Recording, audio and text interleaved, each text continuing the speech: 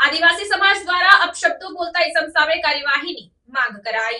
Social મીડિયામાં reel viral કરી આદિવાસી સમાજની મહિલાઓને અપશબ્દો બોલતા ઇસમ સામે આદિવાસી સમાજ દ્વારા કડક કાર્યવાહી કરવાની માંગ કરવામાં આવી છે। આ ઘટના બાદ સમગ્ર આદિવાસી સમાજમાં રોષ વ્યાપ્યો છે અને આવા ઇસમો સામે કાયદેસરની કાર્યવાહી કરવાની માંગ ઉઠાવવામાં આવી છે।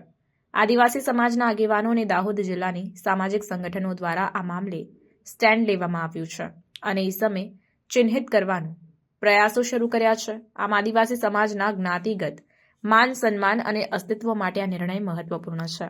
આ ઘટનાને લીધે આદિવાસી સમાજના આગેવાનો દ્વારા પોલીસ અને સાયબર ક્રાઇમ વિભાગને તાત્કાલિક આઈડી ચિહ્નિત કરવા માટે વિનંતી કરવામાં આવી છે, જેથી આવા ઘટનાઓ પર રોક લગાવી શકાય।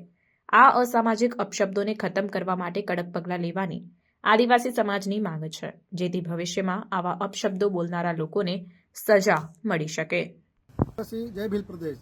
આજરોજ દાહોદ જિલ્લાના પોલીસ મથકે જિલ્લા ક્રાઇમ પોલીસ સ્ટેશને અમે જે આદિવાસી સમાજના ભાઈઓ અને આગેવાનો દ્વારા અમે જે વનરાજ ઠાકોર કરીને જે ભાઈએ જે આદિવાસી સમાજ પર જે ટિપ્પણી કરી છે, આદિવાસીને લાંછન લાગે એવું અભદ્ર ટિપ્પણી કરેલ છે, એના અનુસંધાને અમે અરજી આપેલી છે અને એના પર કડકમાં કડક કાર્યવાહી થાય અને એટ્રોસિટી લાગે એવી માગણી સાથે અમે પોલીસ સ્ટેશને રજૂઆત કરી દીધેલી છે।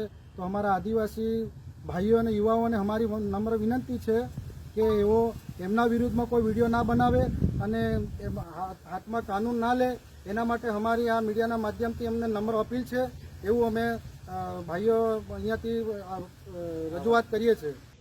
જોહાર, જય ભીલ પ્રદેશ। આદિવાસી પરિવાર દ્વારા આજે દાહોદ ખાતે સાયબર ક્રાઇમમાં અરજી આપી છે। આદિવાસી સમાજને ટાંકીને આર.કે. ઠાકોર નામની ઇન્સ્ટાગ્રામ આઈડી પર આદિવાસી સમાજને મા બેનની અભદ્ર ગાળીઓ અને ટીકા ટિપ્પણી કરવામાં આવી છે। તેથી આ જે આર.કે. ઠાકોર અને વનરાજ ઠાકોર નામની જે ઇન્સ્ટાગ્રામ આઈડી છે તેના વિડીયો સમગ્ર ઇન્સ્ટાગ્રામ અને સોશિયલ મીડિયા પર ફરી રહ્યા છે અને આ બે વ્યક્તિઓએ સમાજનું અપમાન કર્યું હોવાના કારણે તાત્કાલિક ધોરણે આ લોકોને કડકમાં કડક કાર્યવાહી કરવામાં આવે એવી પ્રશાસનને રજૂઆત કરી છે અને સાથે સાથે એટ્રોસિટી એક્ટ દ્વારા પણ આ લોકો પર કાર્યવાહી કરવામાં આવે એવી અહીં રજૂઆત કરી છે। જોહાર, જય ભીલ પ્રદેશ।